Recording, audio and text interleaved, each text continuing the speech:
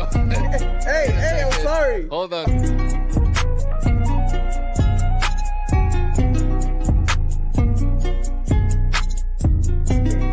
Case openings? Case openings? Wait.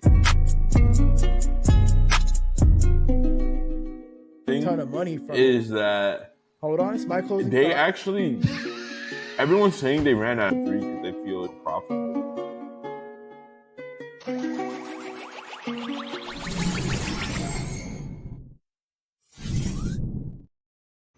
Yo, what is up? And welcome back to another episode of the Catalyst Effect podcast, episode 68. Dude, one away from the legendary episode 69. I'm so fucking excited. Oh, what's up, boys? Baby, 69. I know you're excited for that one. Hell yeah. That's culture, baby. That's culture. Yo, I can't wait until we get to the 421 and then the 710 one, bro. It's going to be crazy. Hell yeah. I mean, 420, we got to be high as shit. 420, not only do we got to be high as shit, we got to come dressed as Bob Marley, bring the Rastafarian in us, celebrate. Yo, what's up, Ceesh? Not much, man. Not much. I gotta do this trend, man. 173 days till Borderlands 4. Every time I'm on the show, I'm gonna tell the day, man. Let's fucking go. No, I'm actually hyped to talk about Borderlands 4 today because didn't they announce that they're also gonna be on the Switch too? Oh yes, I'm very excited. Yes, we definitely got to talk about that. We got some great topics for today, guys. We're gonna be talking about Elumia getting acquired.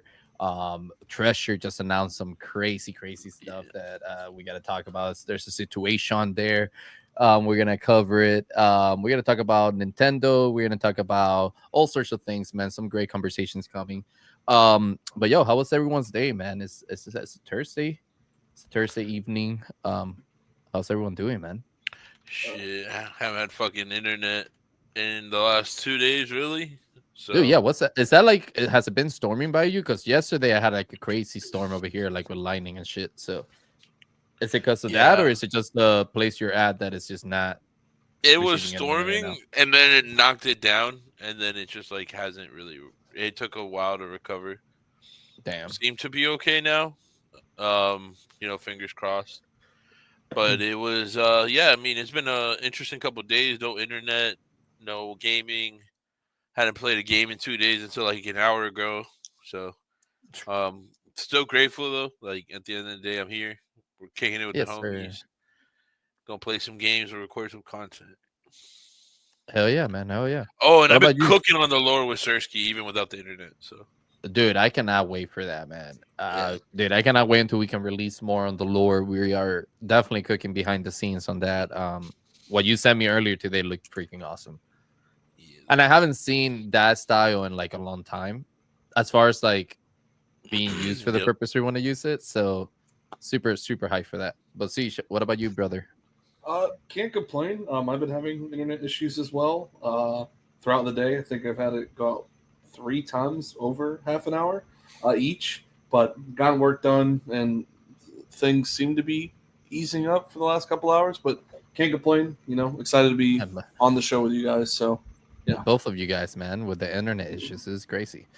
Man, I've been actually, this is gonna sound surprising probably to Missy, but I've been actually enjoying playing off the grid. As far as like now that I have it running properly, you get me? Oh shit. Yeah, it's been fun because they have a new solo mode, and it's like a little bit different because you have more lives, as far as like respawns, and you don't have to rely on anyone making like a stupid fucking mistake or something, so I've been actually enjoying it. I've been playing that for like the last couple of days, and then of course compete. I need to buy the battle pass and compete. I haven't done that yet. Did they update off the grid, or you just got to just work for you? No, they did an optimization upgrade. Dope. Okay, cool. So yeah, like, and also I found out, Damien helped me out, and I found out that if you save off the grid on an external hard drive, and this may help some people out there, I guess. If you save it in an external hard drive, the optimization is pure shit. Like, you're not going to be able to run it smoothly at all. So you have to save it directly into your PC drive. So, okay. Yeah. Because I had it in my external hard drive, and, dude, I could not get it to work. And then Damien told me that, and I uninstalled it, reinstalled it on my C drive, and it was perfectly fine after that. No, that's Yeah. good. Yeah, it's been a fun time there. But obviously, compete is my baby, man. That's where I grind. Might have to get into it. I keep hearing you guys hyping it up, and from the gameplay I've seen, it looks pretty fun. Especially, I look at that game, especially from the experiences you guys have had, as a game where it's like really fun with friends. I know that sounds like everybody says that about every game, but there's those certain games where when you're with a squad, it's it's a blast. You're playing for hours and you're losing track of time. So that's like Yeah. kind of the experience that compete looks like to me from watching you guys have played it. Several game modes and things like that. So I might have to give it a try soon. No, dude, I actually agree because it's like a casual game. I mean, what I like about it is that they're bringing more experiences than just the VR. So like, if you don't necessarily like playing VR, like they're coming out with a basketball game, they have the go kart, they have social deduction, which is like an Among Us type of game. But it's all done with their IP, obviously. So it has a little bit of everything for everyone. So. You're Cool. not necessarily stuck playing the battle royale if you don't want to play that. The For battle any royale, I future. would say, is very similar to H1C1 if you ever played H1C1. Never played it. Yeah. No. I know it was PUBG, big yeah. back in the day. It was one of the biggest battle royales, right? Before Fortnite. Yeah, I mean, it was a fun ass battle royale. Okay. It was definitely a good game. What about PUBG? Have you ever played PUBG? I did play PUBG a couple times. Me and my friend from the UK. I would play on the mobile version on desktop, and he would play on his phone. He would just be racking up wins like crazy. Grits, it's not fair. I'm playing it, Yeah, you're playing on desktop but against. Dude, that's playing the fucked up. mobile version. But yeah, it was pretty. It's pretty cool. I hear they're real quick. I don't want to lead off topics too much, but I heard they're I don't know if it's remaking or remastered, but like they're updating the fidelity, the graphics, and everything. It's like a For new PUBG? experience. Yeah, I was seeing something on Oh. Twitter as I was scrolling. I mean, I had that's pretty seen cool. maybe I think I did see a video about that because I had seen some videos on the TL that look really nice as far as graphics. Dope. But yeah, no man, PUBG is also fun, but compete is pretty similar to PUBG too. I would say a little bit Okay. less realistic than PUBG. Yeah. More but yeah. arcadey than I would think. Yeah, more arcadey, like more fun. It's just more like casual. Okay. It's I get more to bring my casual. sweat down for once. That sounds good. Yeah. Dude, although I did see a legendary video in PUBG where there's this dude dressed up as a panda trying to like put gas on a motorcycle, and then there's this sniper that's hiding in the grass with like a ghillie suit, and he just keeps shooting at the wheels of the bike and like destroying them so the dude can drive it, and the panda keeps like putting new wheels, and every time he puts one on, the sniper like takes it out, and bro, the dude gets so frustrated that he ends up like killing himself with like a nade. I mean, I would at that point they keep fucking with my vehicle and I can't do anything. You know what I mean? You're kind of cooked then. So. Dude, yeah, I mean, it's just funny he got that frustrated because he shoots at the bike, makes it explode, and then he gets a grenade, cooks it, and kills himself. Gamer rage at its finest. Yep. PUBG's fun. Pretty man. sure I've PUBG's seen that clip. Yeah, dude, and the whole time the sniper's just like right behind him on like a fucking pole or some shit, like and like a little hill, and he's just like looking at this dude like doing all of this. It's funny as hell, man. Yo, Missy, you just posted a clip of your open source episode with Chris from Secret Yes, Society. sir. Where you were kind of touching on the part where he was talking about the Club Penguin IP. Yeah, because I wanted to learn more about it. Because when he was on the show, like he mentioned that he was VP at Disney, like for their gaming division. I forget the actual name of the position, but and he kept bringing up Club Penguin. So I basically wanted to know like what happened to it, like why did it close, Right. how did it go through that process, and he basically said like Disney just didn't want to do games anymore, so they shut it down. But I know I hadn't really played the game. Most of the people I know haven't, but you did. So I wanted to learn more about like your experience playing Club Penguin. Yeah, I mean, to me, like it was just Club Penguin was very early, right? I think it came out in like 2002 or something like that, and I mean, it was just one of those experiences that it was one of the first like multiplayer experiences that you could find in a browser, right? That was, I mean, it was targeted obviously towards young children, right? And it offered just like a really social, casual experience in the game, right? Like where you can just go and instead of like going into a game to like, I don't know, like play some TDM, right? Where it's like kind of like that competitive feel. Yep. Club Penguin was just more about let's go into this iceberg, right? And like socialize with my friend like play mini games, do all sorts of silly stuff, chat with each other because you could chat with your penguins. You get me? Like all that type of stuff, which was at the time, right? Like we didn't have many experiences like that aside from like RuneScape and like shit like that, right? So I don't know, man. I think it just revolutionized like, and it paved the way to like products that we see now, like Roblox and like Minecraft. You get me? Yeah. So it was just a really powerful IP and a great social like experience for like kids and like teenager and like anyone that wanted to just socialize online. Yeah, essentially. what age were you when you were playing it?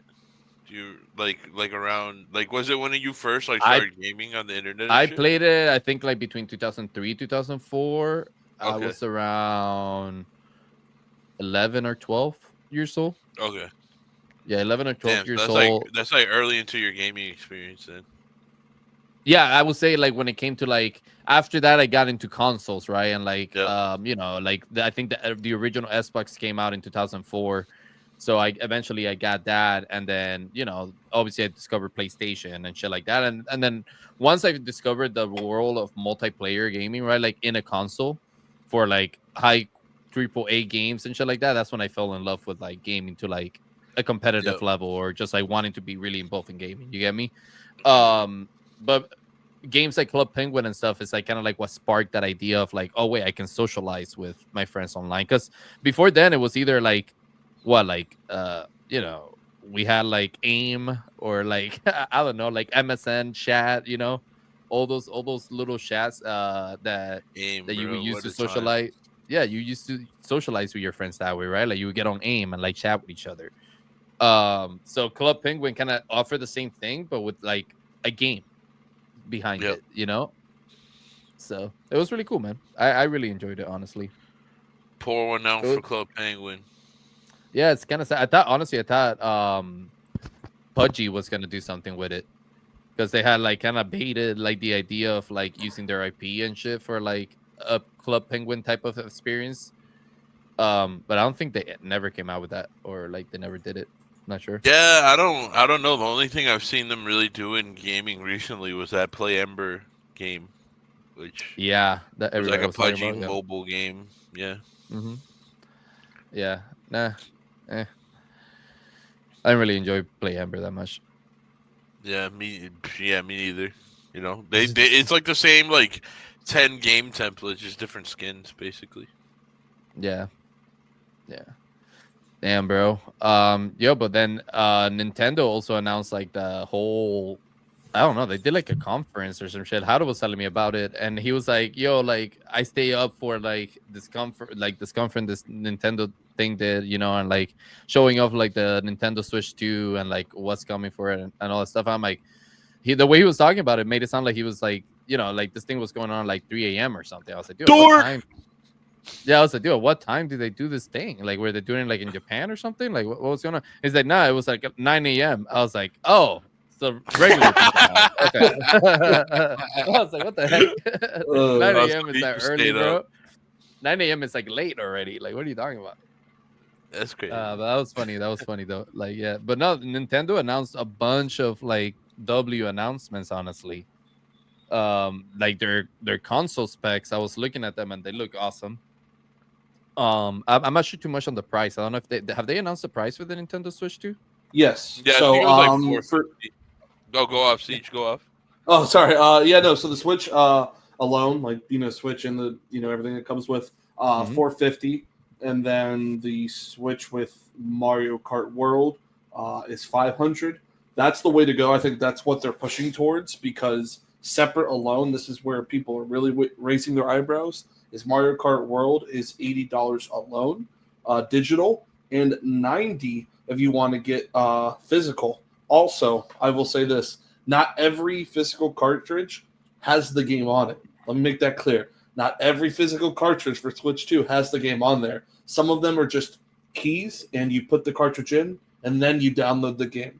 Yeah, it's a digital cartridge thing that they announced. Yeah, you're literally paying $10 more for quote physical. So again, the idea of this new digital game is that you can share with any of your friends and they can play the game without having to purchase it. Oh yeah, the game share. Yeah, that'll be helpful for sure. And you can do that also with cloud share too, which is pretty cool. Yeah, agreed. I think people are just raising their eyebrows at $80 for Mario Kart Worlds. I mean, Insane. $80 for any game is insane, unless Agreed. it's like a premium like edition or something, you know.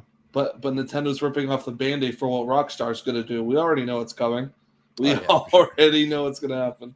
So For sure. I'm excited. I'm getting the Switch too. I've been waiting. That's why I didn't get the One or the OLED. I've been waiting to get back into Pokemon because the last time I played Pokemon was technically was on my 3DS. I played Sword and Shield on the Switch, but that was my friends. Dude, they need to come out with like a Pokemon Stadium style game or some shit. Like, they need to bring. Yeah. Is that where sir. is that where you're the Pokemon and you fight each other? What Dude, you is do that no Pokemon? Pokemon Stadium had like a whole arena where you would go in Listen. the stadium and actually fight Pokemons against each other. Okay. But the best part of the game was all the little mini games that you could do, man. Like you could go into like, I don't know, like the Diglett challenge, right? And it's like Pokemon but with Diglets. You get me? Okay. Like they had so many like co-op challenges, mini games that you could play with your friends and compete against them. You get me? That it was almost like a Pokemon Olympics type of shit. That does sound pretty It dope. was When incredible. when you say It was when you say incredible. that, oh, continue. Sorry. It was just fucking incredible, man. Well, I mean, I had to those mini experience it, games, so. Just those fucking mini incredible. games were sick. Yeah. No, I agree, man. I think my favorite was the one with the pink Pokemon that has the big tongue, and you're like eating all the plates. Oh, Lickitung, I know what you're Lickitung? talking about. Yeah. Lickitung, yeah, Lickitung, and then you would just fucking lick the plates and the food, and like whoever could eat the most would win. Like it was cool, man. That was they need to bring that type of experience in Pokemon back, where it's more than just like capturing Pokemons or like becoming a gym master and all that Yeah. type of stuff. You know, it's like more casual. In my opinion, I love Pokemon games. I like Sword and Shield are still one of my favorite games in Pokemon. As far as like, you know, without naming the original ones, like from like the Nintendo DS and shit, but like from the recent, like the ones I play in the Switch, like I love Sword and Shield. What the heck? Oh, that's the Pokemon Stadium. Yeah, But like, that's this is the main arena. gameplay. That's the arena. I'm Yeah, I'm trying to show Siege the arena. Yeah. First, This is dope. and the then, arena, right? And then you would play as the Pokemon, so like you would Yeah. choose the attack of the Pokemons and stuff. Yeah, Okay. What was the game where? Because I remember when I was Then- younger. this Continue. N64, dude, this is crazy. Yeah. It's not- and then you got like the mini games. Like, Yeah. this is the one that you're talking about. Yeah, Here we go. The Lickitung. Yeah, nice. yep. Sushi Yeah, Go you gotta Round. eat. So you're like sushi. in a automated sushi bar or whatever, like the thing that has like the Yep. the noises, dude. It's like Naruto noises. It's funny. But yeah, you would just eat, and sometimes they would have like spicy shit, and you would go on Yeah. fire. Oh, there you go, there you go. That's crazy. That's pretty dope. I like these. I Dude, think I it's love good for this Pokemon game, to bring wow. back more variety, like you were saying. Like I love the hardcore, you know, you're a trainer and all that, but it's good to have variety. That way, there's just new experiences for everyone. So, I think this also gets you like it gets the player to be like become fans of specific Pokemons and shit. It gets you to know the Exactly. Pokemon a little bit deeper, you know, I like agree. it's like, oh, you make a connection with like Lickitung because you love this game so much, you know. Mhm. So I think it's just cool. It's a positive thing for Pokemon. I think they need that, like you said, variety and like change because it's been so repetitive, bro. Yeah. Yeah, and like Um, the dig one was fire. Oh, dude, I love let's see that this. one. That's and then you would get the water and it would like shoot Yep. you up. Dude, that's the best. I used to love that one. What was the one that used to run? It was like a track. Forgot. Oh, yeah, it's a bird, I think. Yeah. Oh, dude. Yeah. There you go. There you Oh, go. that's nice. I like that. And you gotta Yeah. imagine this is being played in the N64 controller, which is like fucking. It's a most big uncomfortable one. shit. Yeah, it's the most uncomfortable fucking controller because it had that thing in the middle, and you had to like bumper smash basically to do this. Like it was just like how fast can you do it, or like A and B faster, you know, like. So, this game was. Yeah, the and shit, I found one that has all 9 in them. There we go. I think this is the one you're talking about. Oh no, this is a Magikarp one. It's like how many jumps. Oh yeah, can you have to jump and Yeah. hit the timer thing. Yep. Yeah, my sister used to kick my ass at this one, bro. I'd get so mad. Yeah, I wasn't too good at this one either. I couldn't get the fish to jump high enough because you had to kind of hold it. Yeah, and then there was this one, where you'd have to like copy the moves. You'd have to It's like like, remember all the buttons. Yeah. You had to do the fucking dance. That is cool. Yeah, It just whacks you, you're wrong. Nice. yeah. So it's like up, down, side, Dude, this is the best. left, right, up, down. Yeah, that's a long ass. down. Yeah, dude. I used to fuck this up so many times. This was a good one. My Oh, man, sister they used to kick fucked my up. ass at this one too. I dig Yeah. that. And That's then so funny, dude. this one was fucking good too. The Oh, yeah, the rat Kraken, attacks. yeah. Yeah, they like jump over the thing. I think that's the one that I was talking about. Yeah, Yeah. yeah. This was that shit, man. This was the time. If they did a remake of this game, it would sell like hotcakes, I bet. Yeah. Like a full remake. Yeah. It was cool, Remaster, man. yeah. Like Did they remaster? then it? you had the snore war where you had to like whoever could hypnotize, yeah, whatever. hypnotize the other, yeah. You could fall asleep. You fall asleep. There you go. Then Oh, you you had yawning already with that. this one was you had to electrocute the fucking thing. I never got this one. I don't think I was good at this one either. Yeah. I think it was like you had to press the buttons at certain times. Oh, Man, this is bringing me back to when I was like 8. Yeah, bro. And the Or younger, Diglett one. probably. Oh yeah, Like, with the you ring. basically play With the the ring rings. toss. Yeah. Yeah. That's cool. That's what I'm saying, bro. Like, even when I look at Web3 games, like, we don't have. Oh, that many one was things- cool. That one was cool. It was the one Yeah. with the rocks. The one that you were Yeah. just hovering over. Yeah, I was like, about to go to it. Like, but I'm saying, like, even when it comes to like mini games in Web3, we don't have shit like this. Like, you know what I'm it's saying? very creative. Nah, bro. Yeah. People overthink things. You know, like they make it too complicated at times. Yeah, I remember this one. You had to like put on your Harden. armor before the before the rock landed. Yeah. This one was cool Yeah. because they get faster. Yeah. That looks like it'd be a Yeah. ton of fun with timing. I dig that. Yeah. Yeah, because the thing is, it wouldn't let you hold it. Like Ooh. it only the armor only stays for a second or two. Okay, so you got click it and Yeah, you let have to go time and it. click it. Okay. Yeah.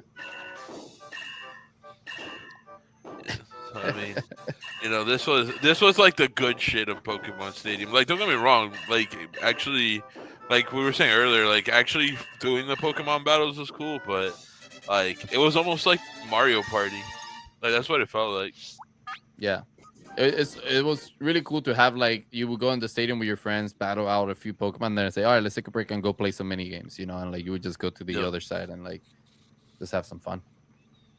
Yes, sir. It's crazy, yes, man. sir. Crazy. I used to go to like gaming cafes just to play this game. That's a banger. Yeah. I didn't even know they had a gaming cafes. They did where like in Cuba, like they had like places where you would go and play like Nintendo 64, PS, like PlayStation, shit like that, you know, Sega Genesis, all that type of stuff. And you would just pay, like it's That's- kind of like the that's cool. arcade. You get me? That's And you cool. would play for like a few Yeah. hours. Yeah, Yes, sir. that's where I used to play like Tekken and like games like that, like Street Fighter and like what was that one game, like Killer Instinct, and like what was the other game that you transform into like animals and stuff, like there's like a grasshopper and like it's like a fighting game like Tekken style type of shit, but like you transform into like a grasshopper. Bloody Roar. Oh yeah, I think it is. Yep, I think it is. Yeah, Bloody Roar. Yep, I used to love that game, dude. Yeah, I played that every now and then. You still play it? That was no. I'm saying I played it every now and then. Oh, during like that back era. then, yeah. Gotcha. No. Yeah, I was like, damn, they still making that shit? I was like, God damn. Uh, Yeah, but crazy. those were really good games, man. Like those were good times.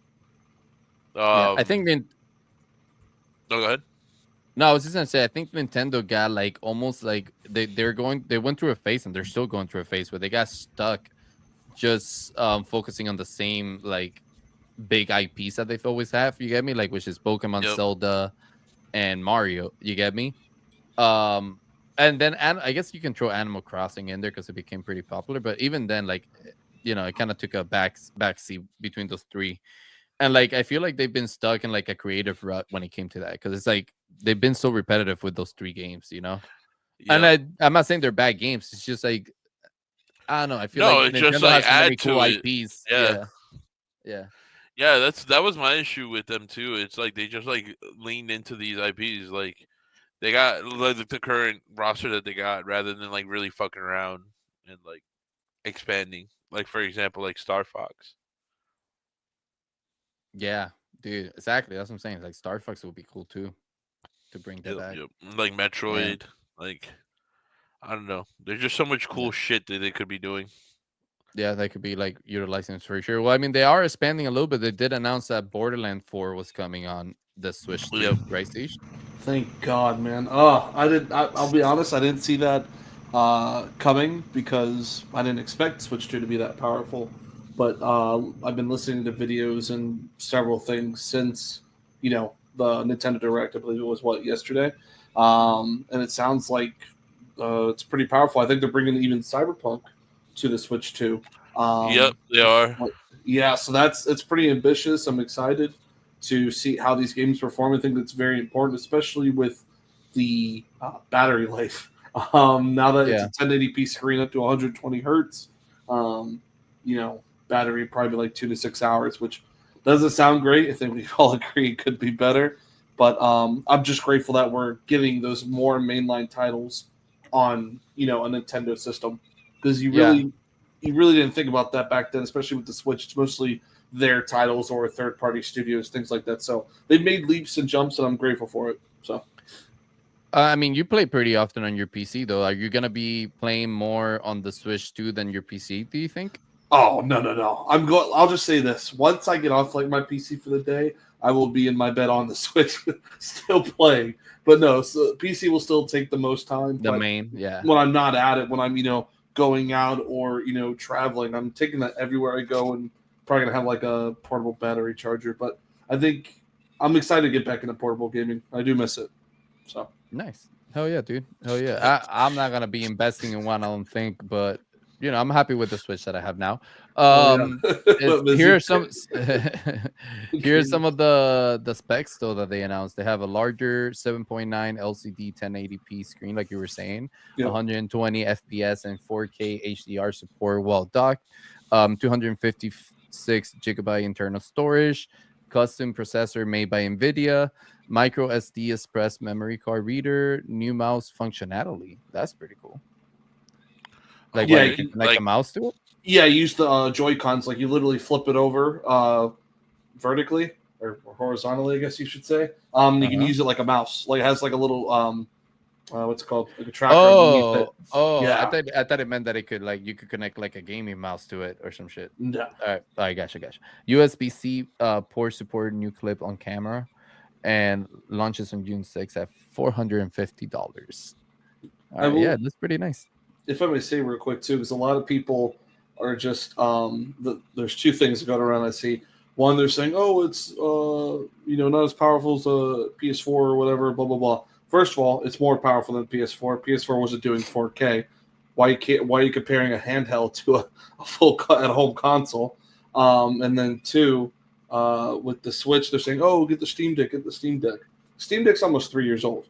The Switch 2 is already more powerful than the Steam Deck, and that's not to dissuade anybody from getting a Steam Deck. But you just got to watch. If you're going to compare it, that's the closest thing you compare it to. But again, Steam Deck's pretty much older, so yeah, just my thoughts. Yeah, I mean, I guess the argument that I would have with the Steam Deck is just the game library they have, right? Like, it's 100%. massive compared to Nintendo. But yeah, I mean, it's. I think both consoles are great options. Whatever you feel is the best bang for your buck, go with that. But I would never compare like a fucking console to a handheld device. That's insane. Whoever was saying that. Exactly. Yeah, like nah. But yeah, no, it looks like it has good specs, man. I think it's gonna be great. I think it's gonna look good. I'm not a big fan of like the design of the Switch, like as far as comfortability goes, and that's like the biggest thing for me. Okay. But yeah, like I don't know how the Nintendo Switch 2 is gonna look or feel because it might be different. It looks bigger. It is bigger. I think the old screen was like 6.4 inch or something like that, and the new one is 7.9. I believe is what it said. Yeah, that's. See, just think of it. Just think of it as bigger. The Joy-Cons are bigger. 1.5 inch bigger. There you go. Yep. Can you guys take it? Hey, yo, pause. Pause. Exactly, bro. No, Can no, you no. take Hey, it? listen, that's what you If it's get for Nintendo, I'll 400. take it all day. That's Whoa. what you get for $450, bro. All right, you gotta take a full half an inch. All right. All right, bro. Oh shit! I'm getting Jackie one, but A Switch for 2? sure. Oh shit. Oh yeah. Well, don't spoil the surprise. I mean, she. If I ain't no surprise. She knows I'm gonna either get it or she's gonna ask for it. So she's gonna be like, "Hey, we getting the Switch too, right? Yep." Bro already knows. Crazy Yep. stuff, man. Crazy stuff. Yo, do you guys see how crazy the whole like so Speed is doing like this world tour of like streaming basically, right? Like and he's like in China. Have you guys seen how crazy like the reaction he's gotten in China have been? Yes, I remember I've seeing seen some very interesting things. Yeah, go ahead. Oh, sorry, no. I was the one thing that stuck out. I'm not gonna lie. Right when you mentioned Speed in China was Tony, the LCC, the LC sign guy. You know, China, China, China. You know how he does like all the ads and everything. Like he's pretty good. He does the you know what I'm talking about, the sign Yeah, shop. Yeah, it's funny yeah. as hell. He met him That's and funny. stuff. Yeah. Yeah, that's crazy, man. No, I mean the one clip that I saw was like the I don't know if the girl was actually saying what he thought she was saying, Mm-hmm. but it sounded like she was saying some racial slurs in the video pretty bad. Oh, jeez. She does say, I'm pretty, bro, from what I heard, from what I understand, I'm pretty sure she's saying to him in the video, I'm a racist. That's Yeah. But I could be wrong. I don't know. But then the other one I saw was another dude when he was in the car. Oh, I know Like what you're talking about. gave him a box of like KFC or something, and then when he opened it was like a banana in it, bro. And then, dude, it's been bad. I was like, God damn, are they like really trolling him, or is China really feels like that? But yeah, it's been interesting the effect that Speed has around the world. It's crazy because he's where was it that he was where he got shot? Like he was in I think it was in Colombia or something. Like he was like driving like towards the airport or something, and they shot at his fucking car or some shit. Yo, that's crazy. I don't remember Yeah, hearing dude. that. That is Fuck. wild. Yeah, dude. I mean, they didn't shoot. I mean, there was shots right outside like his car. I don't know if they hit the car or not, but in the clip, he was like, "What the heck was that?" And then his security is like, "Oh, it looks like shots, like somebody's shooting." And then he's like fucking freaking out, telling the driver to go faster and shit. Shit, I think anybody would react like that. That's Yeah, hell yeah, dude. yeah. Yeah, but I don't know. He's had like certain places he's gone to that people love him, like really like nicely, and then other places where it's like a mix of like fucked up stuff and like love. You get me? Yeah. But hey, man, I mean, I don't know. That's Do you guys insane. think this guy could ever have a normal life? Nah. Maybe if he were to retire, walk away Yes. for a while. If he goes quiet and everything, then yeah. Like a Frank Ocean type of style? Just pull a Frank Ocean? Nah. Frank Ocean, he's too. Frank Ocean still can't walk around. And nobody knows where he is, bro. What do you mean? Yeah, He but can when they definitely walk find around. him, he goes viral. You know, like. But he must have bought like an island or something and just stay there. Yeah. Like, there's no way. You Or like gotta have do super like intense surgery and change his entire you look. got to do some Frank Ocean type shit, and then maybe like I don't know, give it like a good 5 years, let his fan base mature a little bit, and then just be like, oh shit, that's Speed, rather than like, let's attack this man. Yeah. Yeah, man. I couldn't picture having a life like this. Like No, if I want to go outside, having to have like security with me and all this. Like, yeah, I mean, it's just crazy, dude. Could definitely be mentally taxing, I could see. Like, just like dealing with that every single day you're waking up. But you choose it. It's the lifestyle that you choose. And I mean, yeah, exactly. I'm sure he he's loves grown. it. He's Like, done well for himself. yeah, of course. I'm not taking anything away. I just couldn't 100%. couldn't picture living a life like that. We got to learn from Keanu Reeves and just do what he does. Just vibe, bro. Sensei right there. Yeah, no. I don't know what he does, but the dude's able to ride the subway like without no one bothering him. He's able to like just eat a sandwich on the sidewalk. He's just a chill guy. You know what I'm saying? Yeah, He's it's just a like- chill guy. I feel like everyone that sees Keanu Reeves is like, damn, that's Keanu Reeves, bro. Let's not even bother him. I'm sorry. I'm Dude, just kind of. I'm like, sir, can I have an autograph? Very calm, collected. It's not even worth doing that, bro. You just feel like, you know what? Let him have his piece, type of shit. There you go. I don't know. Keanu Reeves is a goat. All right, Elumia recently announced that they're under new management and they were acquired. Oof. Yeah, I'm so I was confused. not. I was about not that, really man. expecting that. Yeah, I was not expecting that at all, man. I was very confused with that because it was just like, all right, what do you mean acquired? Right? Is it like Hmm. I know what an acquisition in Web2 is, but like they have a live token, um, live assets. Like, is the team still gonna be there? Like, I felt like they just left so many open-ended questions. I don't know. If I may, um, just looking on the outside of this, I think hearing this news is concerning.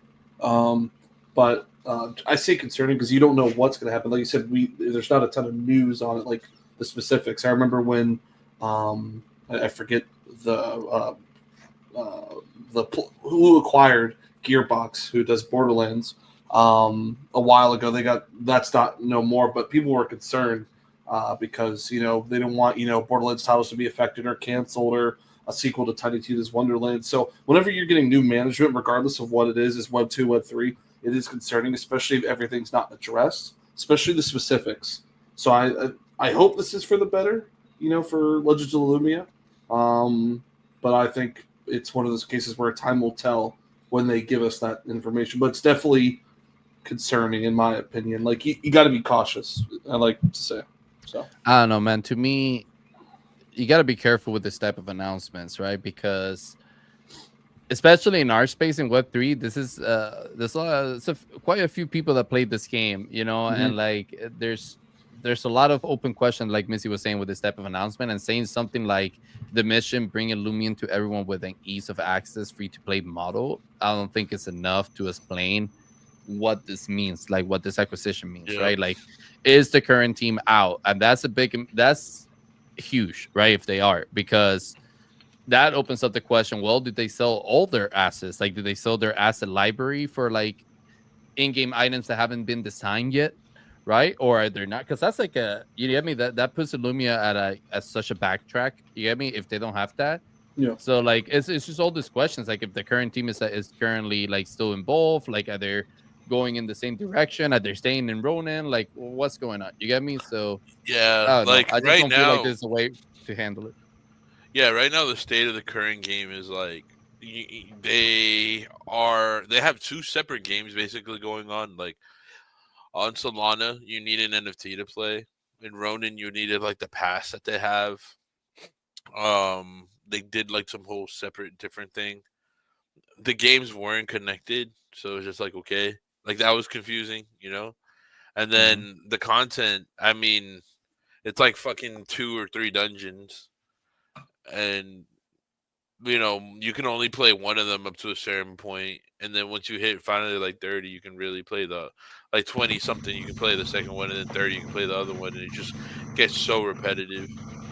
So I mean, content wise, like hopefully this means way more content. But yeah, with the whole acquisition thing, it's like when you have live assets, it's just a very different slope, like a very different experience. Like I don't know, we'll have to keep updated with it because they have like answered nothing really outside of yeah, we took over the project and it's going free to play. I Yeah. think the free to play option could be good or bad. In all honesty, free to play obviously you're getting more people in there, but at the same time, does that dilute the current experience? But like you were saying, hopefully it comes with more content with this acquisition being made. Yeah, Also, this publisher that acquired them have all their other games that they already have working, right? So like, is it like, are they assigning a team per game? Are they bringing the same team that's working on all these games together? You get me? Like, there's so many questions. But like I said, we'll keep, like Missy said, we'll keep an eye on it and uh see what happens. Hopefully, it's for the better. And I would love for Illumia to get more content in it. I think that's honestly what's missing for me from that game, is just having more variety of like of dungeons and like different things to do inside the game. So we'll see what happens, man. I'm excited for it though. I'll see, if it's for the positive, I guess. yeah. Hopefully it doesn't become worse. But yeah, man, crazy. And to add to the negative side of Web3, I guess, Treasure also made some announcement, dude. This was crazy too. They're basically saying goodbye to 15 projects, all gaming related, which is insane, bro. It's insane. As a Web2 person, that doesn't sound smart. Just hearing that sentence.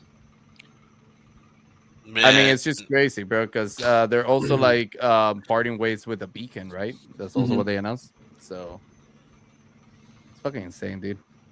I don't know, Missy. What do you think about Treasure's announcements, dude? brother.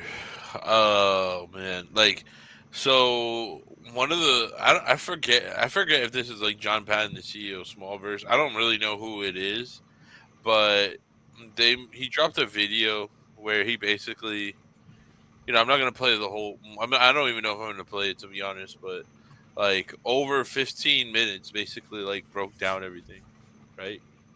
And yeah, this is John Patton. Okay, so that's the CEO of Smalls, I'm pretty sure. But it was just like very It wasn't confusing. He was basically saying, "Hey, we're pivoting out of the games.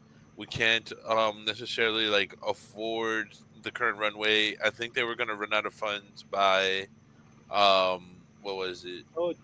I'm trying to actually like go to their page. They were going to run out of funds by July. Wow. So they had 3 months left of runway. They were essentially like at a point where they have to make this decision. They don't have a choice. They had to get rid of everyone that was working in the gaming division. And when they broke down the runway, they were spending about 6 million on salaries a year. It was like how he described the runway. There's only 40 employees. So they were paying, that was like the bulk of their costs right there. And it's because when they mentioned the blockchain expenses, that was only 800K, and they're also getting rid of the blockchain. So you know how they said that they were going to leave Arbitrum to make their own chain clouds? Yeah, they're getting rid of the chain too. So they literally took all those games away from Arbitrum for like no reason, because for no reason. Yep.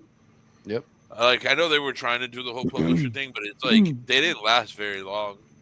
You at that point you kind of think how you guys launched your chain, and I think it lasted like 3 months, a couple months. Like, you guys couldn't have seen this. Like, you couldn't have seen this coming. Like, were you counting on the pump that bad? Yeah, for real. You get what I'm saying? Like, Jesus. Yeah. So, yeah, dude. They ended up getting rid of all 15 games. They're only keeping one or two of them.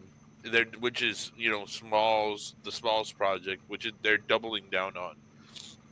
They're focusing all on AI agents and AI tech. And yeah, they're getting rid of the blockchain, which was costing them about 800,000 a year to operate. They got rid of a good chunk of the employees. And to me, it just I don't know everyone's situation. I can't speak for anyone, but it's like, why would you pay 40 employees an average of 150K? Like, why? Like, I couldn't possibly fathom. And obviously you weren't making money, right? So it's like, huh? Yeah. Why would you pay 40 people an average of 150K and then you're not even making enough money to sustain it? Yep. Just And why crazy would to you me. convince so many games to go to your publishing if you knew that was the runway you had? Exactly. Like, that's crazy, man. 15 I don't projects, know, man. man. 15 projects. It kind of pissed me off because, not pissed me off, but it made me question a lot, right? Because I've always had this question. Like, I think chains being publishers is cool. I actually think I'm not being negative about it.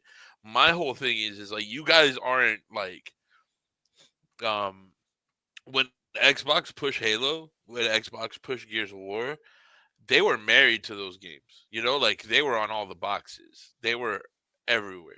They were the game.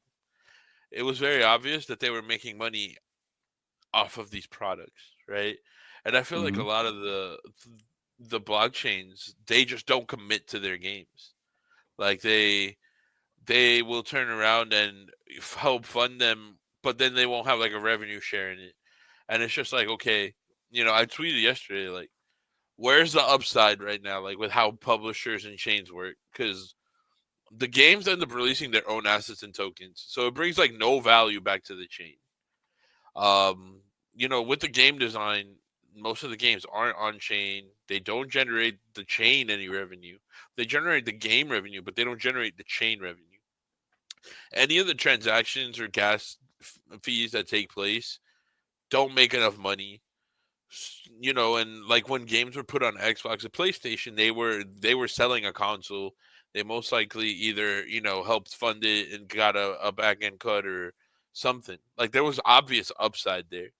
So it's like a lot of people say that it's like a distribution play. Like they're willing to lose money on the games to bring people to the chain. But to me, it's like, why don't you just tell the games, hey, we'll help fund you and then get revenue share, or we'll market you as one of our top products and get revenue share that way. I don't know. It just doesn't make sense to me, because we're going to keep seeing this happen over and over and over again until somebody actually decides to like do it the right way.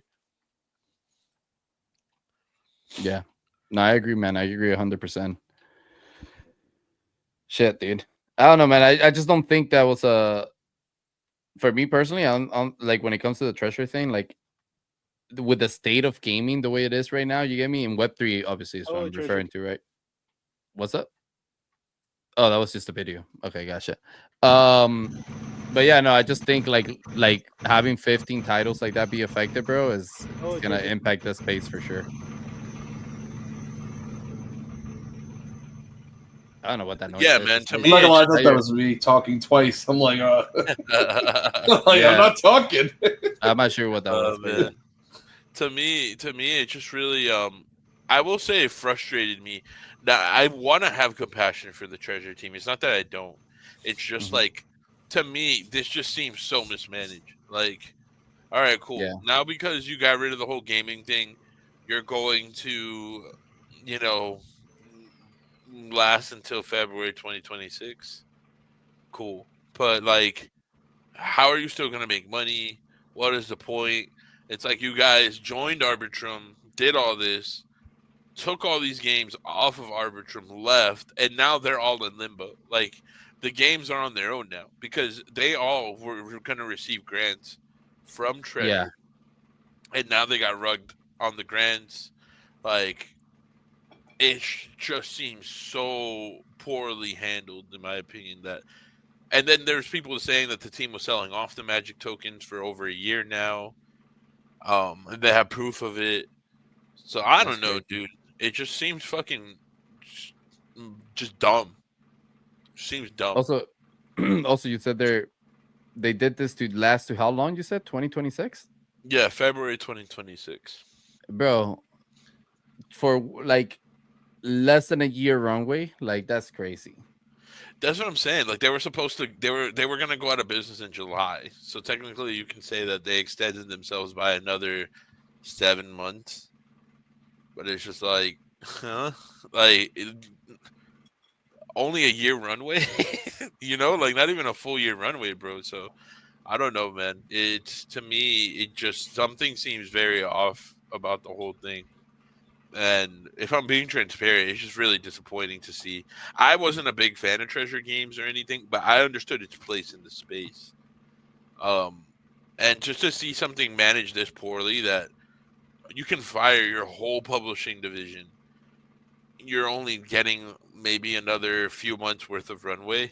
Like, what? They better have some fucking plans on making money. Well, I mean, my only guess is that they're gonna triple down on small bursts, right? Like they have to. Like that's the only thing they have left there, right? But they better triple down on making revenue. Right. No, I mean that's what I'm saying. I don't understand like what the less than a year runway is for in USD. Like I don't know what their plan is to make the revenue. They need to like stay alive longer than that, but I don't know, dude. That just, so all of it sounds insane to me. But yeah, and to me, like, I think this is the first time we're seeing an ecosystem take an L in a while. Like, because it's been like one game here, one game there. This is the first time we're seeing like a whole ecosystem just get like kicked in the nuts. I don't think it's gonna be the last time we see it in the next 6 months, bro. I think this is gonna be the first domino to fall kind of thing. Damn. Yeah, it's not looking too great. It's Like, gonna get crazy, man. yeah, like Hunter Stolaire, he actually tweeted the other day. Like, we've seen in the last like couple weeks, we've seen the Treasure CEO leave, and the company change directions. Wander CEO left. Blade of God's Web3 team Web2 team rugged the Yeah, that was an Web3 insane team. story. Yeah, that was an insane story. Yeah. Mystery Society got shut down. Valeria Games got Mhm. shut down. Shrapnel got bought out by China, basically. Oh yeah, I mean, they made it seem like it was a hype thing, but I don't understand Yeah. that either. That's Robo crazy. Kaiden's out. Loot Legends is out. Ooh, I don't know Damn. how to say that shit. Goon Bulls is out. Champions Ascension is out. Duet Monsters is out. Wait, is Champions? Okay, so I'm confused about the Champions Ascension thing because they made it sound more like they're taking a break to take the game in Nah, a man. I different mean, direction. Oh no, everyone that's what it made says it sound that. like. Everyone says that, but I mean, I'm just gonna tell you the truth right here. But I had a source tell me that go look up the game designer on LinkedIn, and Oh, that guy got a job at Mythical Games, so he's not even with the oh company wow. anymore. Like There Johnny you go. Messina, the guy that was designing Champions Ascension, he doesn't even work at Champions anymore. So Wow. if it was just like a hiatus kind of thing, I think he would still be with the company, but he's gone altogether. And he was one of the Yeah, no, co-founders. that's crazy. So yeah, no, that's done. That's cooked, bro. Like, Yeah, that's done. yeah. And then Antares from the Monad ecosystem is gone. They didn't even launch. What was the name? Antares. Oh, never heard of it. Antares. Yeah. Play Antares. They're like some Pokemon style game. Oh, whoa, yeah, everybody was hyping this shit, like the Pog World Yep. meets Pokemon type of thing. Like, Yep. then They didn't even go live. crazy. So If it ain't I don't know, Pokemon, I man. don't want it. What happened to them? Was it just like they couldn't get funded, or like what? Like, Yeah, they couldn't get funded. They ran out of money. wow, that's crazy. Yeah, man. So I mean, we are. It's a tough We world are, out there, man. Things are not looking great. You know. Nope. So I mean, and we're still quote unquote getting started with this type of news, and that's already a It's pretty only long list. Yeah. It's only April, bro. It's only April. Yeah, I know. we So got the eight whole more. year. We got 8 more months of this. Yeah, and remember when Wanderers fucked up their TGE, I was like, hey, this is gonna have impact because Yep. you're not gonna have the kind of runway and revenue that you need to like sustain. So, we're seeing the impact of just that, like fucking up your TGE does. I'm not blaming the CEO. I don't know what the situation is, but I'm pretty sure if the TGE had went well, like he'd still be there, or maybe they could be able to afford to do certain things. Like Wait, the so CEO it's a left. shame. What was his name? Of Wanderers. Oh, dude, I forgot his name. Yeah. That's crazy. Nick, I didn't know the CEO. I think left. his name's like Nick. Yeah, Nick. Yeah, Nick. Yeah, Dude, Nick that's crazy. Grenowald. Wow. Yeah. He Wow. after much discussion and 3.5 years of piloting this crazy adventure, I'm stepping down as CEO of Wanderers. And they're now putting Jenna Sagely Green. Yeah. All Now right. wearing a Wanderers PFP. I'm not bullish. I'm just kidding. I don't even know they have a PFP. But That's crazy though, man. yeah. So I mean, he was apparently he was an artist, and it was like his original project. But yeah, dude, he's basically going to continue as an advisor, but Got he's it. working on something else. Look, loading. Hey, man. Oh. Hopefully, it makes something dope. I mean, it's a tough world in the gaming world, man. It's hard to survive, to tell you the truth. Yeah. So Yeah, it's I wish crazy. everyone the best of luck, like Treasure Team included. It's not that I'm trying to be like I'm not bitter or trying to shit on them. It's just like it Yeah, just feels like the whole situation was very mismanaged by whoever the previous CEO was or whoever was in charge of things. Like I'm not blaming the current team. Like shout out to John Patton and them for trying to steer the ship yeah, around. Obviously they're not the ones leaving, right?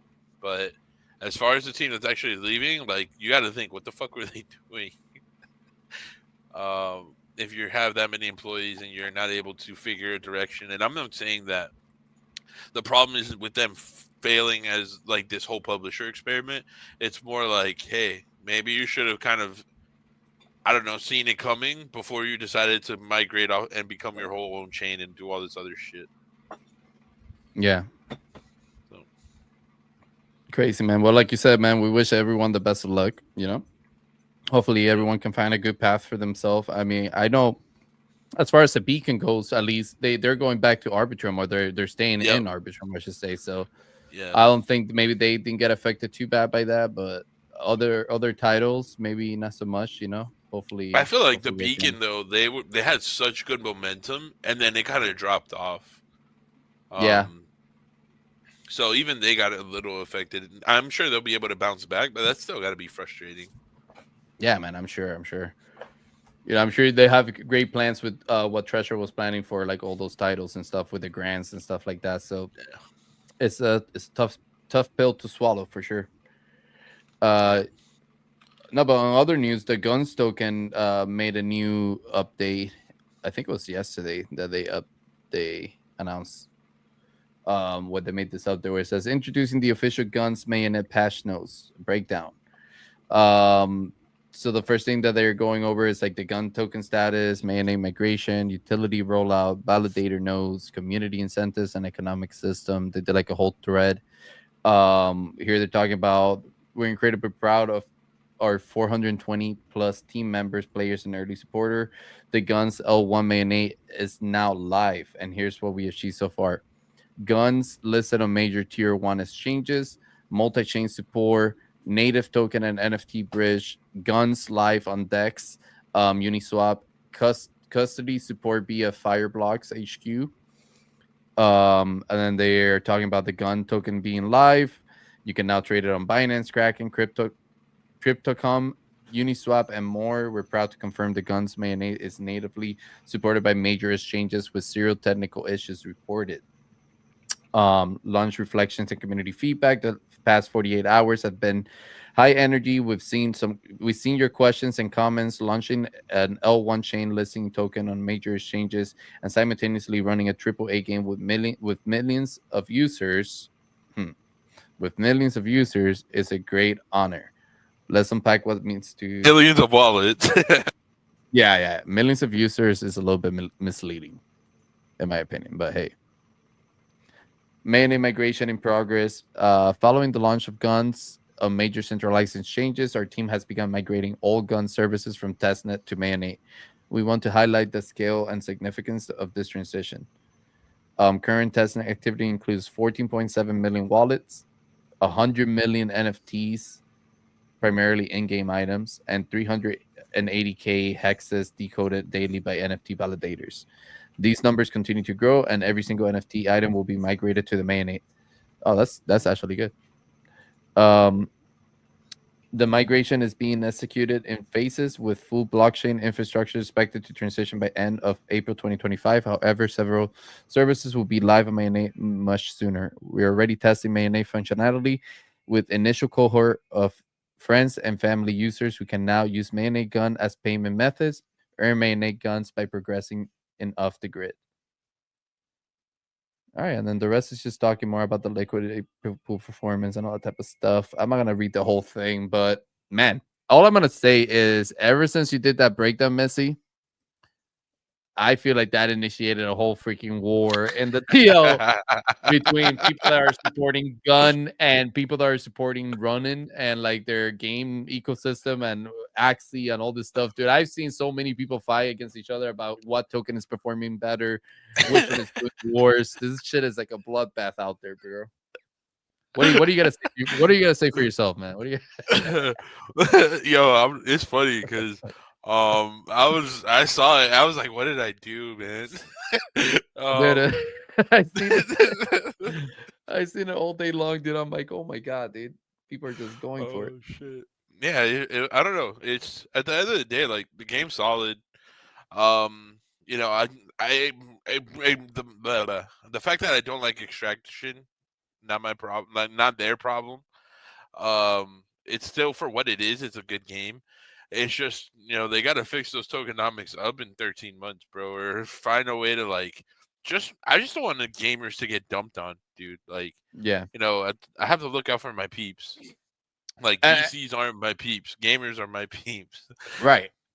And these are gamers that are trying to get more involved with the Web3 technology, like exactly. To be fair, like the majority of people playing off the grid right now probably haven't even interacted with the NFT side or like the Web3 side of things in the game. They're just playing another Warzone style game. You get me? But yeah, like the people that are trying to actively like be involved in a good economy system, have a good player economy, that type of stuff, they are going to be affected by that, man. And it does suck to see it. Hopefully they fix that up. So, and what I love is like, I took a lot of heat for that post. But you know me, I always stand on business. It's not like I ever back down, but it was something where it's like, all right, dude, I obviously only have the gamer's best interest in mind. I know how this works from like the perspective of the VCs. I know why it's designed that way for the VCs. I know why it's designed that way for the node validators. I'm not saying that there's not multiple parties to think about, but at the end of the day, the people that bring the most value to the ecosystem will always be the gamers, right? Like they're the ones playing the fucking game. You don't have any gamers, you don't have anything, period.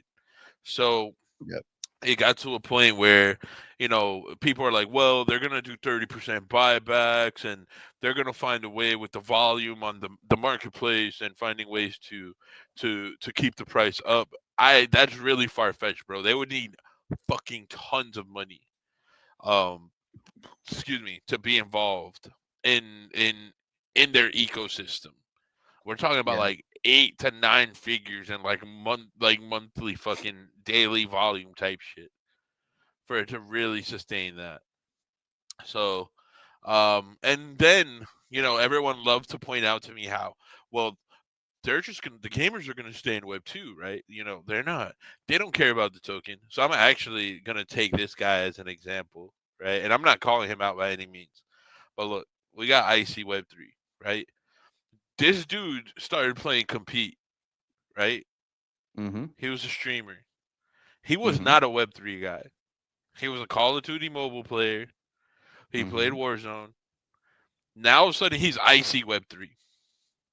You need to tell me the Web2 gamers aren't gonna get the fuck out of here, bro. Like this guy right here is like proof.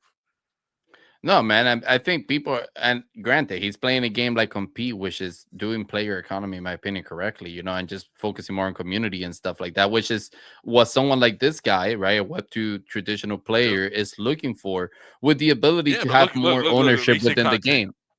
Yeah. Off the grid. Come on, man. But I feel you. Like my point is like they're gonna find their way there. We all found our way here. Don't treat these people like they're stupid. And that's my problem. Like I don't have any issues with IC Web3. Like, I know they run the Compete podcast. Like what they're doing is cool.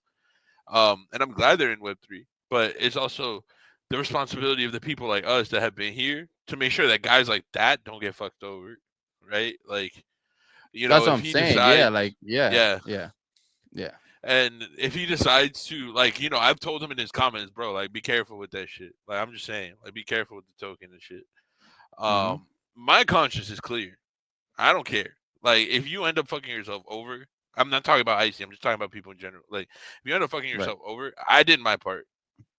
But you know, a lot of people are like, "Oh, the gamers aren't going to touch Web3. They're just going to play the game." Yeah, okay, man. Like this dude was like as Web2 as it got about a month ago. Now he got icy.web3 in his fucking name. Like that's how it happens. That's how these things go. I was once just Mizzy online, and then all of a sudden I was OX Mizzy for like 2 years, and then now I'm back to like Mizzy's world. Like that's how it works. Like people fall down these rabbit holes, and they're gonna get more into the economy side of the games, the token side of things. Like they're gonna rep the Web3, and I'm not saying that's the point, but that is kind of the point of the games, right? Like for them to enjoy that side of it. So I just want to take care of people, man. Yeah, and again, bro, I am gonna say this because I've had interactions with people like Icy, for example, that have transitioned recently into Web3, right? And like they're trying to explore this world. And like they're using the tokens, like their use of the tokens. That I'm not talking about Icy, right? Like I'm talking about the people that I've interacted with, right? They're using the token as like an in-game currency. But when you talk deeply about like token economy with them, or like about how to trade tokens and stuff, they still have no idea how to. They want to participate in that side of thing, but they don't know how, right? Or like how to properly do it, or like what to do, and like what to be careful with, and all that type of stuff. So a lot of them, while they're discovering Web3, they still don't know a lot of the knowledge from the economy side, right? Of the space. So yeah, I agree with you 100%, man. It's definitely up to us to have, like, not us in particular, but anybody that has been in Web3 for, you know, the last 3 years, 2 years, 4 years, whatever it is, to educate and inform these people that are coming into the space about, you know, what things really look like. Man. And it's crazy because like everyone, you know, like okay, everyone's like, well, if it's an in-game currency, it's different. Yes, but with the current schedule that Off the Grid has, and they're going to have to let the VCs exit at some point. I'm not saying fuck the VCs. If they funded the game, they deserve their money too, right? But at a certain point, what's going to happen is a gamer is going to spend $100 in in-game currency or guns token or whatever to be able to utilize that, and then they might take a week off, 2 weeks off. You know, like you actually have to think like a fucking gamer. You know how many times I buy shit and forget I have it? Like they're gonna take like a week and a half off, and they're gonna come back. And VC's just been dumping for the last week and a half. And if the supply isn't there to sustain it, and that shit does like an 80% drawdown, they're gonna be like, "Oh shit! Like, how much is this shit worth now? Oh, it's worth like $20. What the fuck? Did I get scammed? Why?" Then they end up doing research. They find some YouTube video. VCs dump Gunzilla or some shit. And then they're going to think they got scammed, right? Yeah. Now, I know the marketplace is denominated in gun token. It's not by USD. But then they're going to realize, yo, my $100, like, I could have gotten so much more token. You get what I'm saying? Like, no matter how you try to switch that argument, at some point, the gamer questions if they've been scammed. And because of crypto's history, like, they're most likely just going to say I got scammed. They're not going to understand, well, the VCs that funded this game are selling the token. Like they don't get that. Gamers don't understand that shit. Yeah. So and I think that's got to be careful. I think there's a bigger pressure from VCs in Web3 because they have the VCs that are funding in Web3. They have that knowledge of like, we just want to dump, you know, like we want to get token price up so we can dump and make our money back. So it's so predatory, right, in this space when it comes to like games that fall under the pressure of having VC funding. Because, for example, like that's where I'm like, I'm curious as to what is the goal for Compete, for example, with their token. Because from what I know, at least from the public information that I've seen, and from like I haven't seen any updates on that, Compete is a completely self-funded game. You get me? So they have no pressures from VC telling them what to do. They have full creative control of the product. That's what they're being able to build with their community. But I still don't know what the full purpose of the Compete token is going to be inside the ecosystem. And maybe that's a good thing in the stages of the game that is right now. You get me? Because they're focused on just getting the game and building the community. You get me? And getting players into the game and updating it and making it like as perfect as it can be. You get me? And in my opinion, that's always a better approach, because then you can always figure out tokenomics, you get me, and implement it. So I don't know, man. I'm really curious as to where they leave with that. I'll show you right here. Actually, I looked it up. I was curious. Oh shit! What is this? A white paper? Yeah, their manifesto. Oh, Um, I didn't even yeah, knew they had yeah. this. I mean, I just found it while you were talking. I googled it. I was like, hopefully Oh, something okay. pops up. Yeah. All right, Um. what does it say? So, Wait, compete that's just token powers Elumia. competes decentralized game economy. What's up? I was just making it bigger because it was really small on the Oh, okay. screen. Compete token powers competes decentralized game economy as its sole currency and liquid store of value. It fuels the bazaar, a player-driven marketplace where game items become tangible assets with real value. So the marketplace that everybody sells stuff on. Yeah, yeah. Um, Beyond the bazaar, the compete token unlocks additional features across the economy. In the Divine Shop, The certain device items are shop. Yeah. exclusively available for purchase with compete. Holding the token also grants players access to convert their game items into on-chain assets. In the future, your compete token balance will influence your collection score and the rewards tied to it. We also host regular tournaments featuring prize pool paid in compete token. By anchoring our on-chain economy, the compete token captures value and looks to reward the players and traders who drive its growth. As the ecosystem evolves, we'll continue expanding its utility. So, I mean, for now, it's basically everything we see. But I would say that line where it says we host regular tournaments featuring prize pools, pay, and compete token. Either I haven't participated in that, or I don't Yeah, know if it's they're all referring Bula. compete token as Bula, because that's a different. Yeah, That's an in-game currency, right? But like, there were some part of the compete tokens that are correct as far as like the use of it, like the bazaar. We already knew that, but that's like yep, secondary store, right? That's a secondary marketplace after you transfer your game from the game into the bazaar.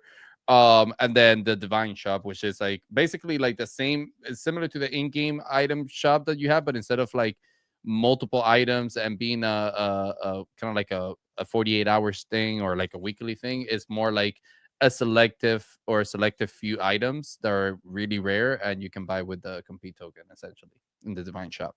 yep. But yeah, like I don't know, do you think that's enough as a token sync to Um, have a healthy, I like, token life, I guess? yeah, I don't think the volume is supporting it, right? Like, I mean, we can pull up like the chart, right?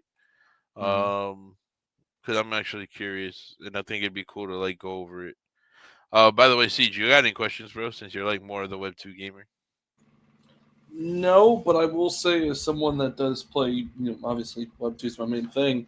If I were to ever think of really mainlining something in Web 3, like really grinding it like I would like next to a Borderlands, I think content and quality is very important above anything. Now, don't get me wrong, I think it's really cool you can own assets and things like that. But I think, in my opinion, when it comes to Web 3 or building games in general, uh, the the building of the game should come first always, and content's important. That way, you're Always. not having an experience that's repetitive. That's big for me. If I'm going to play something, it's got to be quality. It's got to be plenty of content. So, but I feel like Yep. that's obvious. But that's just me. And no questions at the moment. I I'm just mean, taking it in. So, yeah, Well, with I'm actually certain with curious why certain you with certain projects, yeah, yeah.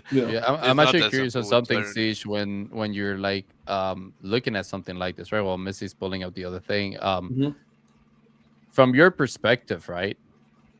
How when you look at stuff like this, right? Like as being a part of the game ecosystems, right? In Web3, like, Yeah. do you look at this and you're automatically turned off as like, I don't even want to take the time to learn that right now, or like, is it like, damn, what do I got to do to learn this because this is really cool? Um. From a gamer, like, from like the gaming world that you come from, right, which is more traditional gaming, like, do you find this part of the space cool, or do you find that like, I just want to play good games, like you were saying, like I just want to play games that are quality and content, whether they have this side of it or not, I think it's 50-50, meaning, again, if there's like a game I'm really interested in the Web3 space and they're really, crushing it, in my opinion, like, oh, like they're building a game, they're like, updates are going well, blah, blah, blah, everything looks good, then I would look deeper into the side of things, for that specifically. Of course, I'm doing this because I want to learn. You guys know, I've been with you guys for a while. I've learned right? a good amount. But for being specific, like I said, if there's a game that I really like and they're doing well, then I'll look into it a bit more. But if you're talking about me, like general, like I just bet you on everything and I came in, I cannot give two shits. Again, if I wasn't aware, I was aware of this. I'm coming from Web2. I'm playing a game. Hey, try this. I could not care less about this. I would be about the game. Like I think it just depends. Like I said, because what's really cool about Web3, and again, everyone knows this, or in general, it's cool to own your assets. Like the fact that in the future, I could bring something from say Borderlands 23 and then move it to like compete or something. Like that. Yeah. The idea of that's really cool to me because it's yours. It's not just and that's a big thing of playing games nowadays. You get really cool stuff, but you can't move it to the sequel typically. Like you have games here and there that do that rarely, mind you, but you want it to be a consistent basis. That way you can take it like when you buy it, it's yours forever. So I think that's the really cool concept, and I think that in particular. If it was just a game that came from Web2 directly, that part I would care about because you're putting your time into the game. You might as well get something out of it other than enjoyment of the game. So no, yeah, I agree with that, man. And that level of interoperability is like a whole nother monster, right? Like being able to take an asset from an older game and bring it to like a newer game from that franchise, right? That's still something that hasn't been achieved fully, right? But I think the idea of owning assets, right, and like having ownership of like in-game assets and stuff like that is like the argument for that was that people used to say like, oh, games shouldn't care, like game developers shouldn't care if you get to keep the item that they made, they have full rights to those licenses or whatever. And I get that point, but at the same time, it's like when you buy a Nike shoes, right, like Nike shoes or whatever, right, like you can resell them, right? Like they're yours to keep, and you can resell them on a secondary marketplace for lots of money at times, right? Especially if you're getting it for retail, and then you go and sell for like crazy amount of money, right? And you don't see Nike going after those people and saying, absolutely not. You need to return your shoes because we're making a new version of that shoe, and we're no longer using that asset.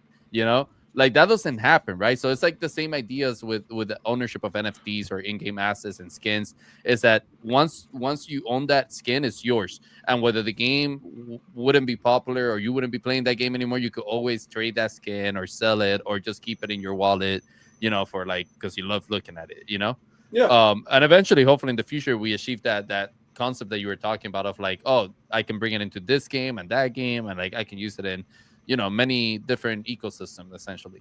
I like to think that's, if I may, I'm sorry.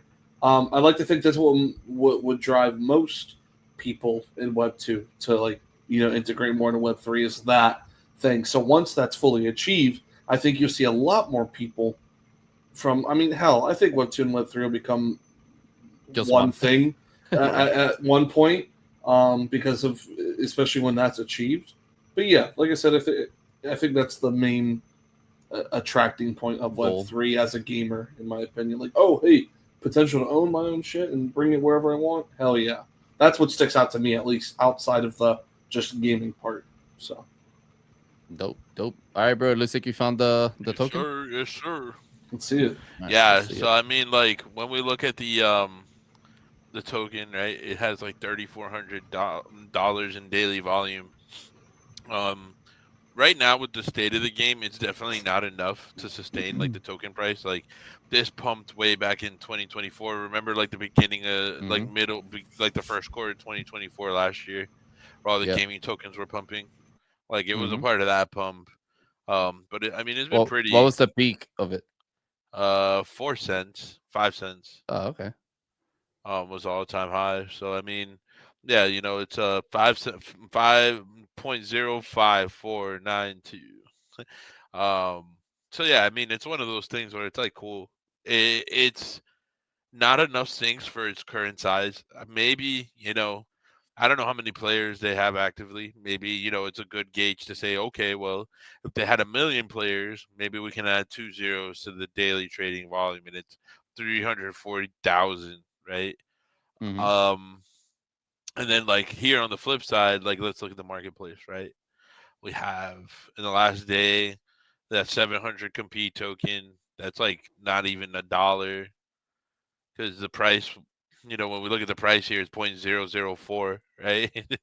So 7 / 2 zeros. So that's like 4 cents, 40 cents or some shit. $2,400 token. That's like $10. if that. Mm. So I mean, it's not, none of these are big numbers really. It's like a few bucks or a few cents basically. Nothing crazy, and I'm not shitting on it. Like obviously, as more gamers come in and things happen, like this will pick up, but it's not anywhere near to what it could potentially be. Like if, um, for example, I could see a world where it's like, hey, you actually collect resources inside, and I'm not saying Compete's doing it wrong. I'm just saying like there's other games trying to do things this way, right? Where they're like, okay, Mhm. you can actually take like the resources that you get from the map. Not that any BR is doing this, but like MMOs are doing this, where from the map you can take like the ore and the leather or the skins, spend some of the token, and then you create the weapon yourself, and then you can sell the skin on the marketplace, right? Mm. So, and then it's kind of like an RNG thing, like what kind of skin would you get, what kind of weapon would you get, but then that prevents, the shop model that Compete's currently doing, right? They wouldn't be able Yeah. to do this where they're like selling the actual goods themselves, right? Yeah. So I think the different goal strokes for now too different is like folks. holding on Yeah. to your items, right? Like especially the Yep. never sold again items. Like you don't want to be Mhm. selling right now, in my opinion. Right now, it's not a seller's market. No, So just hold your it's not. items in your lockers and like use them in game, show them off, build popularity around those items that are never sold again. And then when the token is doing healthy, and it's a decent price, then that's when you want to sell. It's kind of like, Yeah. but I personally enjoy the way they do the shop in the game because I think it's really cool that they do like the hype drop type of approach that you see in fashion, where it's like a very Exactly. limited amount of items and you have a limited amount of time to buy it, and you don't know if that item is going to come back in like a week, 3 weeks, 7 months, a year, especially when you see the never sold again, that's never coming back. Yeah, like So if me as a gamer, I love how Compete's doing it, right? Like I love how they're doing the shop model, and I think it's smart, and I think it like actually drives revenue into the game, right? mhm. Me as like the quote unquote economist, all right, in my opinion, if I was just focusing more on the token, which Compete is not, so I'm not saying they're doing anything wrong, but I would go the crafting route, which is like you're trying to get the craft from the battle royale to be able, like the crafting resources from the battle royale to then be able to go to a website like this and create the items, armor, weapons, skins, etc., Yeah. the clothing, and then be able to potentially sell that on the marketplace. Now, that also requires a much larger player base to sustain because otherwise we would just have a marketplace of products going to zero. So they would most likely have to cater to a different audience than what they're currently catering to, which I disagree with. I actually think they're getting the right audience right now with Right. the more North America centric, more European centric kind of player base that I'm seeing. I'm not seeing the traditional Web3 crowd around this game, which is Right. allowing for them to make money. So at least it looks like they're making money based on how many people I see wearing new skins inside of the BR. So Well, we also got um, to think yeah, about the fact that there are self-funded. That makes a big difference, right? Like when exactly. with the level of user acquisition that you can do, the level of marketing, the level of like implementations of things for your game, because you got to pay your team, like all those things. So Yeah, I I feel personally like am. Oh, go ahead. no, I was just gonna add that I feel like to get to the level of like getting the amount of users that you were talking about to do the implementation, if they were focused on the token, right? Like side, they would need to probably raise some money For sure. and And have some type of VC backing probably. with the current state of Web3, I mean, I think they would be. I would easily fund them if I was in like that type of a position, right? Like I Yeah. like what I've been seeing from them. I personally think like um, from my experience, and I think the basketball game might be the game that kind of makes them go viral. I'm not saying because Mhm. I don't believe in the battle royale. I love the battle royale. I really enjoy it. I just think that the basketball gaming industry has not been disrupted in so long. Like, Yeah. there's a lot of people waiting for an alternative.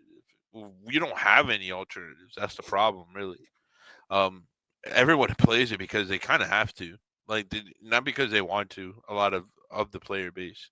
So, and I know the lead dev there. His background comes from 2K, Yeah. so it's like a really That's true. interesting fucking. It's a really Yeah. fucking interesting like thing for me. Like I think like I've been collecting the skins because I want to use them on the basketball court. Obviously not the guns, but like the clothes, right? Right, they're close. Yeah. But if I had to earn from compete, what I would do is buy the battle pass, grind that, grind the fame, and then just buy all the never sold again items, and then wait for this game to become popular in 6 months to a year, 2 years. I would not be selling that shit right now. And in my opinion, you'll be able to sell some of these items for thousands, tens, potentially. Obviously, not financial advice, blah blah blah. But because it's basically based on how many people buy in the 48-hour period, it's not a quantity thing. It's based on how many people buy.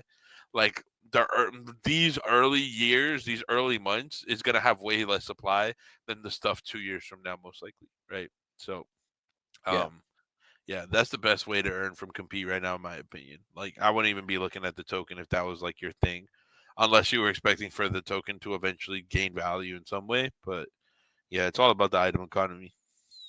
Yeah, I agree with that 100%. And I don't know, man. I just love the fact that this team is like they're real gamers. They're actually playing their product. They're like they're taking their time to make sure it's something good. So like, I'm not complaining. That's why I haven't even like complained about the fact that the basketball thing is taking so long to come out, right? Because I want them to come out with something great. I want them to come out with like not a great experience and then not have the hit that it needs to have. You get me? So, and then yeah, like you were talking about, like Dastro. I think he used to be an ex-pro. Like, I don't know if he was an I'm guessing he was an ex-pro gamer at like Madden, NBA, 2K, and all this type of stuff. So they're definitely come from the right mentality, Hell yeah. All right, man. Damn, bro. This has been a dope ass episode, boys. Any closing thoughts? Anything we want to close up with? Nah? I mean, I'll just say that it's already been a crazy year for gaming and as a whole between Web2 and Web3. So I'm excited to see what the other 8 months hold. So yeah, man, it's gonna be a wild year, dude.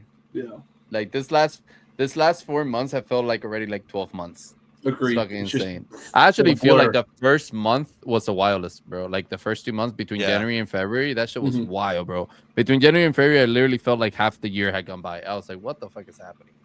So much stuff packed into 2 months. Man. Crazy. Yeah. All right, well, we're going to close it up here. That does it for episode 68 of the Catalyst Effect podcast. We will see you guys next week. Peace. Peace. Peace.